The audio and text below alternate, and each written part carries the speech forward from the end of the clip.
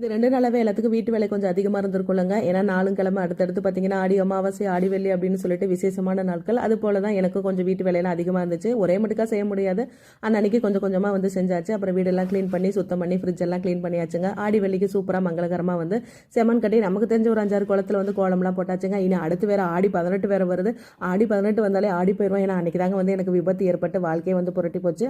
அப்புறம் வந்து கோயிலுக்கு போகலாம் அப்படின்னு சொல்லிட்டு எலுமிச்சம்பழம் மாலையெல்லாம் வந்து கோத்துட்டு இருந்தாங்க. ஒரு வேண்டுதல் அது நிறைவேறிடுச்சு. அது என்னைக்கோ ஆனால் அது வந்து செய்யலாம் அப்படின்னு சொல்லி தள்ளி போட்டுட்டே இருந்தோம். எங்கள் வீட்டுக்கார் அப்பே வந்து சொன்னார், நான் வந்து எலுமிச்சம்பழம் கடையில் வாங்கி தரேன், நீ வந்து மாலையை கோத்து போட்டுருந்தாரு. நான் தான் நம்ம செடி இருக்குல்ல அதில் வந்து பழம் வந்து அதை நம்ம கையால் பறித்து கோத்து போடணும் அப்படின்னு சொல்லிட்டு ஒரே வைராக்கியமாக இருந்தேன். அதே போல் எங்கள் செடியில் வந்து பூத்து குலுங்கிருச்சுங்க எலுமிச்சம்பழம். ரொம்ப சந்தோஷமாக இருந்துச்சு.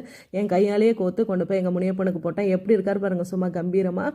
நிறைய பேர் சொல்லுவாங்க, நீ என்ன இப்படி அடிபட்டுருச்சுல்ல, நீ என்ன நடந்துட்டியா சாமி சாமி அப்படின்னு இப்படிலாம் கும்பிட்றியா அப்படின்னு சொல்லுவாங்க. ஒரே இப்படிலாம் கேட்குறாங்க அப்படின்னு சொல்லும்போது மனசுக்குள்ள ஒரே ஒரு இது.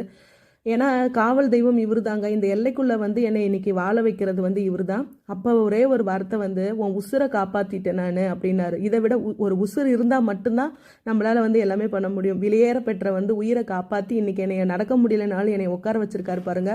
அது போதுங்க எனக்கு. இந்த உசுரை காப்பாற்றி என் பிள்ளைக்கு இன்னைக்கு தாயா இருக்கிற பாக்கியத்தை இந்த தெய்வம் எனக்கு கொடுத்துருக்கு. என் வாழ்க்கையில் எந்த நல்லது நடந்தாலும் சரி, கெட்டது நடந்தாலும் சரி, எல்லாத்தையும் இவர்கிட்ட தாங்க போய் பகிர்ந்துக்குவேன். அதே போல் யூடியூப்ல வந்து சில்வர் பிளே பட்டன் வாங்கின உடனே இவர்கிட்ட தான் போனேன். எந்த நல்லது நடந்தாலும் சரி. அதே போல் விளக்கு சாம்பிராணி தொழில் செய்யறதுக்கு முன்னாடி சாம்பிளுக்கு காட்டுறதுக்கு போல், அப்போ நான் இதை செய்கிறேன் அதை செய்கிறேன் அப்படின்னு சொல்லி கொண்டு போய் அவர்கிட்ட காலடியில் வச்சு தாங்க அந்த செயலத்தை செய்வேன். என்னுடைய காவல் தெய்வங்கிறத போல், அந்த காவல் தெய்வங்கிறத விட என்னுடைய அப்பானே வந்து சொல்லலாம். என் வாழ்க்கையில் எல்லா நல்லதையும் நடத்தி வச்சிருக்காருங்க. ரொம்ப சந்தோஷமாக இருந்துச்சு. அதுக்கப்புறம் இன்னைக்கு என்ன சாப்பிடுன்னு பார்த்தீங்கன்னா சாதம், ரசம், முட்டைக்கோஸ் கூட்டு, அப்புறம் காலையில் வந்து பொடி தோசை தாங்க செஞ்சுருந்தேன்.